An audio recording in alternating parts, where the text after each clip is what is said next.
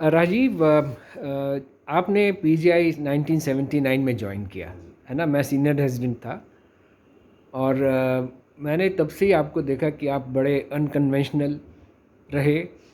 आपको कभी हेजिटेशन नहीं हुई कंट्रोवर्शियल सवाल पूछने में, कंट्रोवर्शियल इशू सबके सामने लाने में। बेधड़क निर्भीक रूप से आपने ये सब करी। और जो हम सब ने देखा कि वो आपके लाइफ का मतलब वो तुम्हारी पर्सनालिटी थी, जो तुम्हारे प्रोफेशन में भी, चाहे वो आईपीएस की कॉन्फ्रेंस हुई हो, चाहे वो लुधियाना की कोई छोटी मीटिंग रही हो, तुमने उसको उसी तरह से बड़ा फ्रैंक होके और बड़ा डाउन टू अर्थ वे में आपने वो सब मीटिंग्स करी। तो आपने अभी जो पीजीआई ग्रुप में डाला वो भी बड़ा अनकन्वेंशनल था। हो सकता है कुछ लोगों को अनकंफर्टेबल रखा हो, लेकिन लोगों के रिस्पॉन्सेज बहुत ही पॉजिटिव आए। वो कितना आपको चाहते हैं ये उस अब पता चला। तो राजीव, आप चूँकि अनकन्वेंशनल सी बातें हो रही हैं, इसलिए मैं आपसे जानना चाहता हूँ कि आप क्या चाहोगे कि लोग आपको आपकी किन बातों के लिए याद करें। देखो, मैंने कई बार सोचा, मुझे क्वेश्चन एक दो नंबर में पूछा, मैंने सोचा, लेकिन 3-4 महीने से तकलीफ इतनी हो रही है, इतनी दर्द हो रही है, ये सोच की बारी नहीं आ रही। तो मैं फ्रैंकली बताऊँगी, बिकॉज हफ्ते में 6 दिन तो मैं सोया ही रहता हूँ, या दवाइयों का इफेक्ट में सोया रहता हूँ, या अस्पताल में रहता हूँ। यानी ये फेज़ बीमारी का अजीब सा फेज़ है, नॉर्मल फेज़ नहीं है। मैं नहीं चाहता कि किसी को ज़िंदगी में ऐसा फेज़ आए। सी, जो डॉक्टर की लाइफ होती है, जो डॉक्टर की लाइफ है, बाय एंड लार्ज 90% डॉक्टर की लाइफ ही बन जाती है। फॉर एग्जाम्पल बिजनेसमैन है, एडवोकेट है, बाकी लोग भी हैं दुनिया में, उनकी लाइफ के कई कंपार्टमेंट्स होते हैं। मेडिकल में once you're a doctor, you're a lifelong doctor, and in every domain of every life. Domain you're a doctor. Because आपके अपने रिलेटिव से रिश्ते कमजोर पड़ जाते हैं, भाई बहनों से रिश्ते कमजोर पड़ जाते हैं, सोशलाइजेशन कम हो जाती है, बिकॉज मेडिसिन बड़ी कमिटमेंट मांगता है। और वो भी आपसे बात करते तो एज ए डॉक्टर ही करते, डॉक्टर नहीं किसी करते। न किसी हाँ, मेडिकल प्रॉब्लम को लेके उसमें आप सॉल्यूशन सॉल्यूशन चाहते चाहते हैं। हैं ना। तो आपकी जो पर्सनैलिटी है, अगर आप मेडिकल डॉक्टर हैं, तो आपकी पर्सनैलिटी में मेडिकल ही रह जाता है। ठीक है, बाकी 10-15% बाकी पर्सनैलिटी का हिस्सा तो रहता ही है, लेकिन एज ए डॉक्टर ही रहते हो। और क्योंकि मैं यहाँ क्लिनिशियन था, डे वन से मैं यहाँ पे आया, प्राइवेट प्रैक्टिस अलॉट की, I was private practice from day one, and I was the second psychiatrist in the city. मुझे काम चलाने में मुश्किल नहीं हुई, लेकिन मेरी मदर बीमार थे, उनको मेलिग्नेंसी हुई, पीजी में 1 महीना एडमिटेड रहे। वहाँ मैंने क्या देखा कि सवेरे नर्स आती है, 5 गाली निकाल के सब अटेंडेंट्स को बाहर कर देती है। जो अटेंडेंट्स होते हैं वो एक स्टूल दे देते हैं बैठने के लिए। आप तो बैठ ही नहीं सकते 12-24 घंटे स्टूल पे, कैसे बैठोगे। तो मैंने पहली बार पेशेंट की फैमिली का दर्द महसूस किया पीजीआई के अंदर, कि आम पेशेंट की हालत क्या होती है। तो मैंने ये रियलाइज़ किया कि जब आप एक डॉक्टर बन गए हो, अपने प्रोफेशन को चूज़ किया है, तो आपका पर्पस होना चाहिए कि जो आपके पास आता है उसकी अपनी हेल्प कैसे करनी। जैसे मेरे पेशेंट आमतौर पे कहते हैं कि अगर डॉक्टर, ये डॉक्टर जैसे डांटते हैं, थोड़ा ट्रेन है हमारे शहर के अंदर, तरह बोलते हैं, तो मेरे पेशेंट कहते हैं अटेंडेंस कि जब हम आपके पास आते हैं और जब जाते हैं तो हमारी कंफर्ट जोन बढ़ जाता है। तो वो हमें आपको उसी तरह से याद रखेंगे। हमें रीश्योरेंस रहती है। मेरे पेशेंट्स को पता है आज जो मैंने कहना है बीमारी के बारे में, डायग्नोसिस के बारे में, प्रोग्नोसिस के बारे में, 10 साल बाद मैंने वही कहना है। मैंने कुछ झूठी बोली नहीं देनी, जो सच्चाई है मैंने वही कहनी है, जिस मर्जी फॉर्म में कहूँ। तो मेरा रोल प्राइमरी जो था वो as a decent, honest, sincere doctor था। वेरी गुड, अभी भी आप वेरी देखोगे गुड। हमारी क्लिनिक में हंड्रेड्स ऑफ पेशेंट्स हमारी डिस्पेंसरी से फ्री मेडिसिन लेके जाते हैं, जिनको दोबारा कहते ही नहीं पैसे के लिए, वहाँ लिखा होता है फ्री मेडिसिन। और जो कॉलीग्स हैं आपके, है ना, हमेशा इतने साल रहे हैं आपने, तो हर फील्ड के लोगों के साथ लिंक बनाए हैं, सिर्फ साइकियाट्रिस्ट के साथ नहीं, practically all specialities of medicine. आप क्या, वो आपकी क्या बातें याद रखें रखेंगे देखो या आप जितने चाहोगे? कोलीग्स हैं, फॉर एग्जांपल अभी कोविड के पहले मैं पिक्चर देख रहा था, तो मूवी के लिए सारी फैमिली गई हुई थी, तो 1:30 बजे एक अंशुल का कोलीग है, उसका फ़ोन आया, उसके नर्सिंग होम में भी प्रॉब्लम थी, क्लिनिकल प्रॉब्लम आई थी। कहता sir I am very sorry, मैंने देखा कि आपने मूवी की कमेंट्री डाली है, बिकॉज मैं मूवी देखता था, मैं कमेंट्स डाल देता था, आपने कमेंट्स डाले हैं तो मुझे लगा आप जाग रहे हो, तो ये समस्या मैं आपसे पूछना चाहता हूँ, और मैं गलत टाइम पे आपको डिस्टर्ब कर रहा हूँ।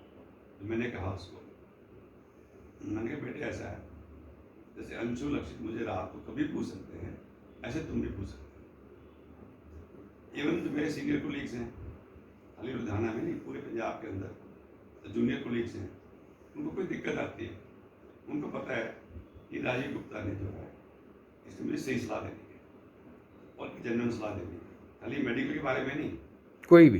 कोई भी हो। हाँ, तो जैसे बच्चों के लिए मतलब प्राइवेट कॉलेज में एडमिशन करानी है, जो एक मेडिसिन का बेसिक प्रिंसिपल है, हाँ, अवेलेबिलिटी एंड एक्सेसिबिलिटी। ठीक है ना। तो यानी पेशेंट के लिए इवन जितने कोलीग्स हैं शहर में, चाहे जो आज ज्वाइन करता है, कल ज्वाइन करता है, फॉर एग्जाम्पल हमारे दोनों बच्चों की शादी हुई, I invited each and every psychiatrist, चाहे वो 2 महीने पहले लुधियाना में आया। सो जितने जूनियर्स हैं they are very comfortable with me, बेझिझक होकर क्वेश्चन पूछते हैं। जो सीनियर्स हैं वो मेरे बड़े दोस्त हैं, काला से मेरी हमेशा बातचीत होती रहती है, अपने नारायण से बात होती रहती है, जितने भी हैं, यानी मेरी किसी को जेलसी नहीं है, मेरे से जेलसी करता भी नहीं, मुझे वेरी गुड, वेरी गुड। कोई जेलसी करता भी नहीं मेरे बारे, बिकॉज जब मैंने उनकी हेल्प करनी है हमेशा।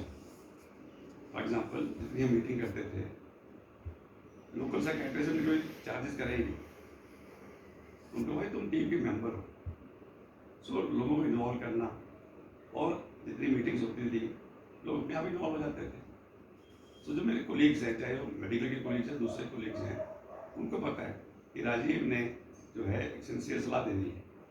मैं अस्पताल के बेड में एक दिन दर्द से मर रहा था, ठीक है, तो किसी ने कोई एडिशन का पेशेंट, हमारा दोस्त डॉक्टर है, उसने पीजी में दाखिल कराना था, तो पहले मैंने कहा यार ऐसा है, मेरी हालत ठीक नहीं है, कहता यार ऐसा है जैसे मसीह तेरी हालत है, मुझे मेरी दाखिल कराना है, ठीक है, मैं ठीक है, फिर बात नहीं, तो उसको डिटेल दे दे, पिछले महीने की बात है, मैं डॉक्टर बासु को उनको कह दूँगा, मैसेज कर दूँगा। सो मेरी नेचर रहती है कि आप हेल्प करो, आई थिंक इससे आपको अच्छा लगता है। फैमिली को आप क्या चाहोगे कि फैमिली आपको किस रूप में याद करे, कि आप किन किन बातों के लिए याद करें फैमिली? देखो फैमिली तो बड़े मेरी लाइफ का क्रूशियल स्टेज है, ठीक है ना।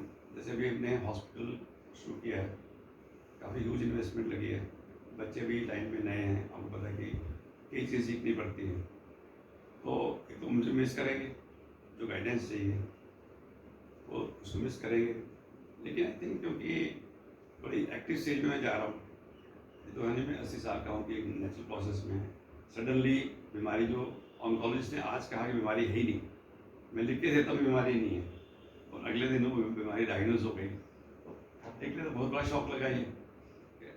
और जो सबसे ज़्यादा आई थिंक सफ़र करेगा वो करेगी वाइफ।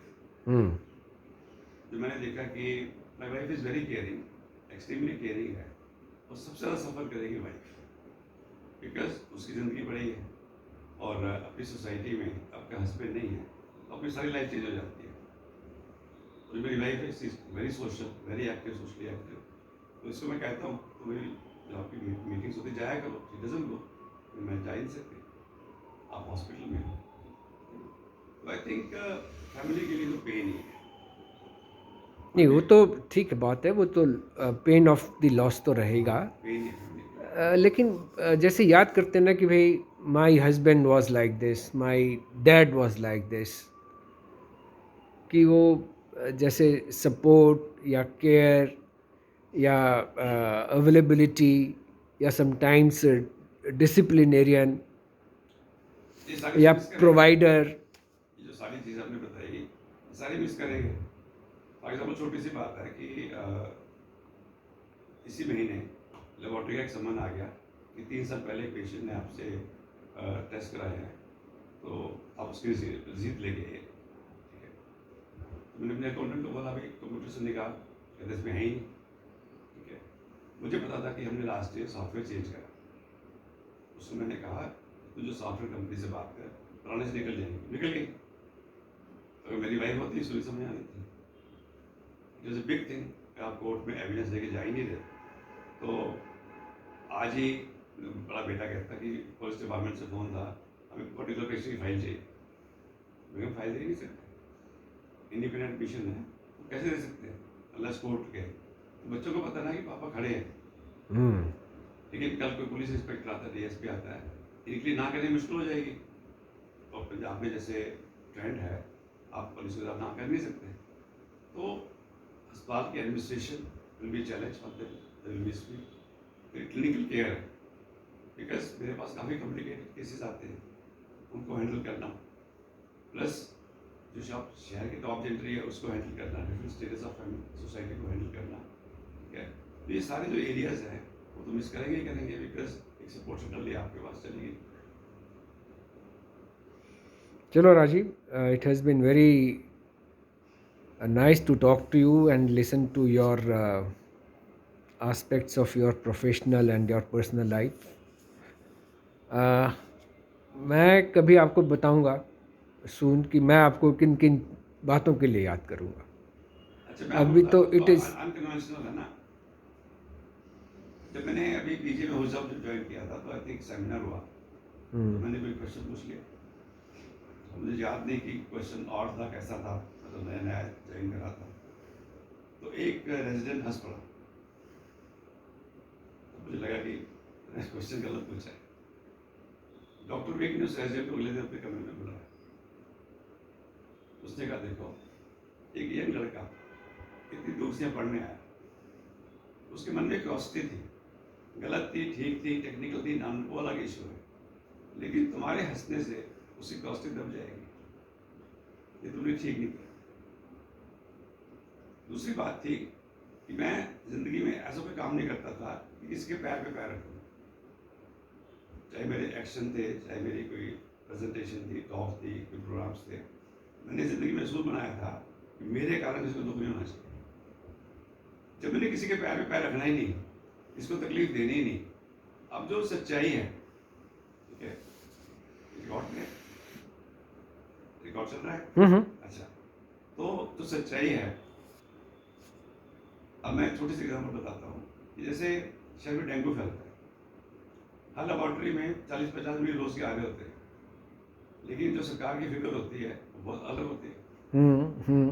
डोंट वांट कि एपिडेमिक लेवल पे आए। तो जब हम सच्चाई को फर्स्ट स्टेज पे नहीं मानेंगे, उसको एक्सेप्टेंस ही नहीं करेंगे, भाई हमारी प्रॉब्लम है। फॉर एग्जाम्पल कोविड प्रॉब्लम है ही है ना, हम कैसे डिनाई कर सकते हैं। तो हम उसको एक्सेप्ट ही नहीं करेंगे और अपने मन से झूठ बोलेंगे, उसको कवर करने तो उसका फिर हम कोई रेमेडियल मेजर्स भी निकालेंगे। निकालेंगे। डेंगू एक लिविंग एग्जाम्पल है कि एक एक अस्पताल भरे पड़े डेंगू से।